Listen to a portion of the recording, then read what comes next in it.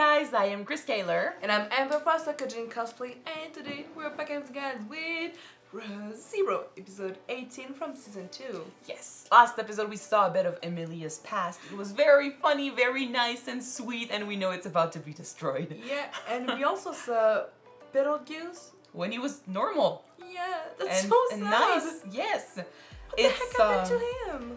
It was weird. I mean, we're still used to, seeing him as one of the more disturbed characters in the show, and he seems so fine. He's got a thing going on with Emilia's aunt. Sorry, my French. Mother Fortuna. Yes, and I mean, she looks at them and she's like, "You're kind of like a mother and a father," and she doesn't really know what happened to her mother and her father. She just knows that they're not around. She's gonna learn the truth eventually, but we don't know when that happens and how that happens. So we're gonna look forward to that. But in the meantime, we need to deal with the Archbishop of Greed that just showed up, and he seemed to be already pretty crazy. So I don't know what he's gonna do, but that's gonna be dangerous. And yeah, Emilia is gonna face her past, and so are we. So I say we jump in this episode. Let's watch it, guys. Yes, don't forget to subscribe if you want to see more of these episodes and know when they show up. And if you want to see the full reactions to all of these, check out our Patreon. In the meantime, let's watch it. Yes.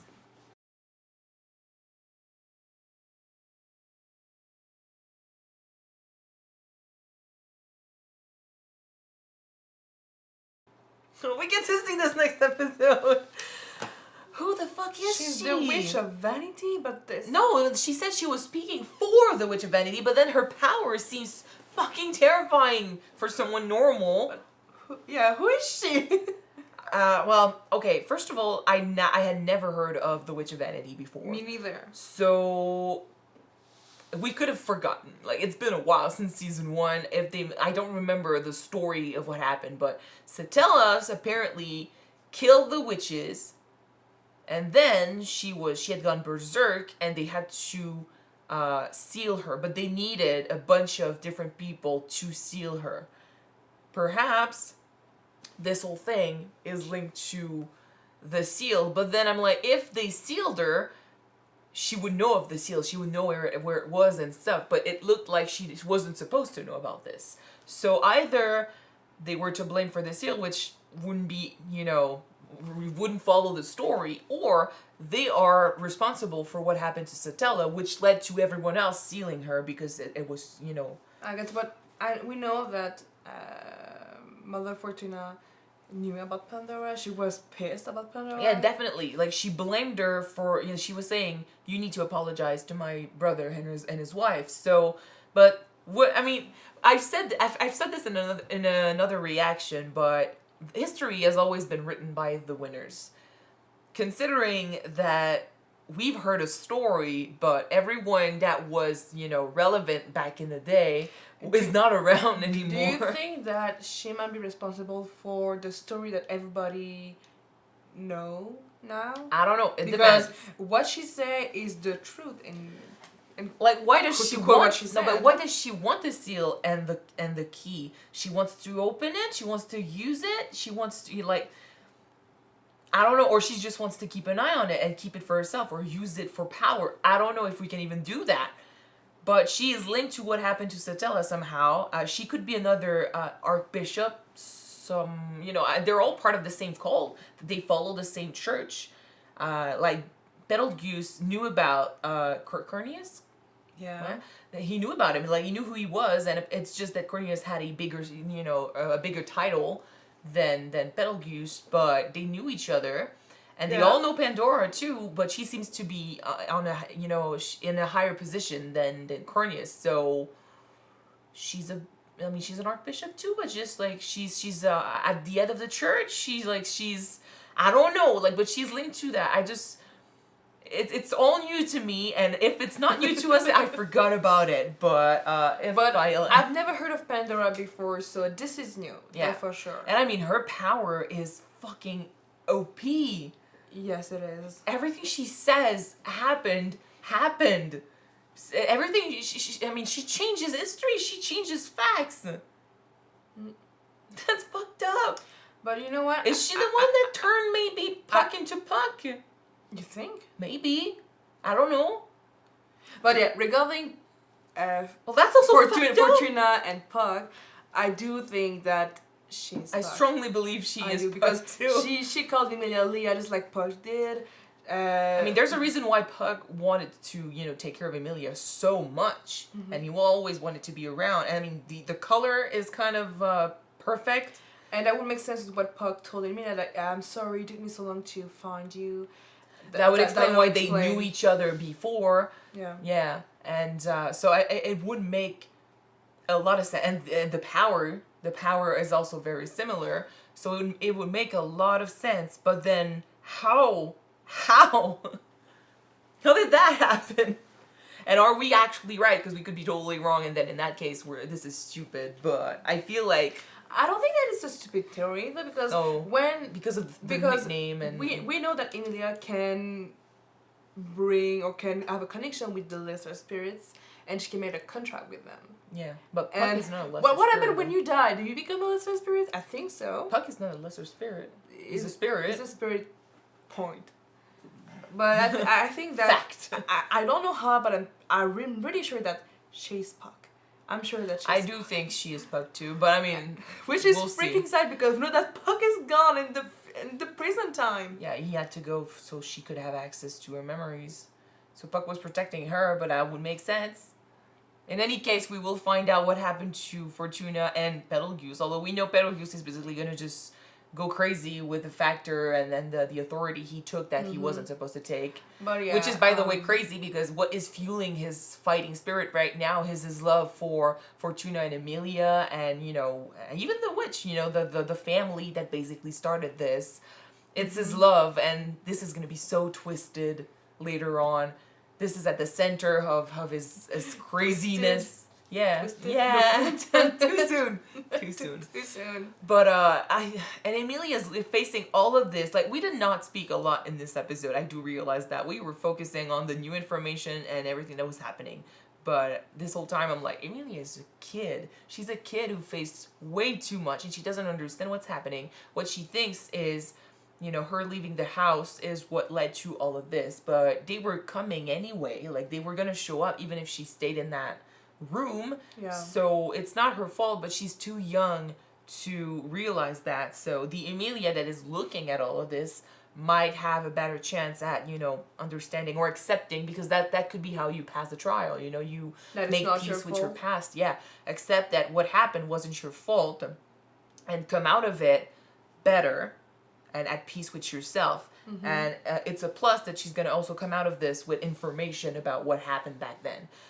Cornelius, I'm so okay if we kill him at this moment. Oh yeah. Unless, I'm not putting it above the show to eventually reveal to us that there's a backstory there, but why not? I feel Everybody got a sad story. No, but from the looks of it, what I said was right. The Betelgeuse got the factor, got the power, and he didn't, he wasn't supposed to have it, so it's just he went crazy because his body didn't accept the power. But Cornelius seems to be accepting his power just fine. Unless, okay, who's to say that the only reason why he went crazy is because for all of these years, he was waiting for Fortuna and for Emilia, but they weren't there, That he went crazy because they were gone. But I feel like, his body is literally rejecting the power, so that could definitely turn him, fucked up, make him fucked up in the future. Yeah.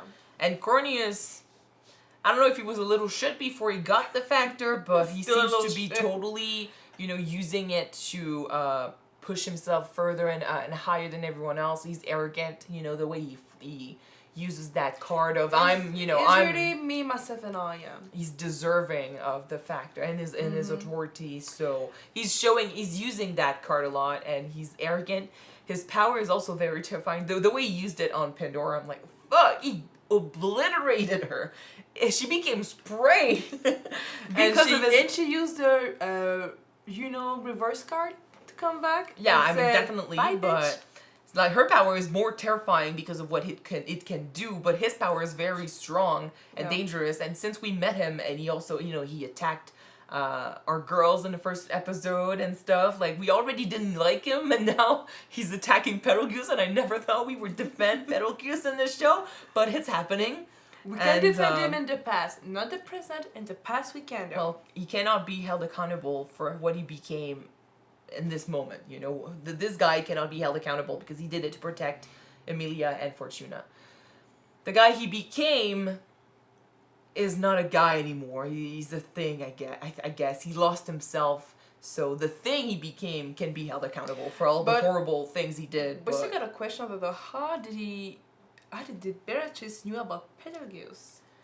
How did she knew of him? Well, she was linked to. It's true, we saw that.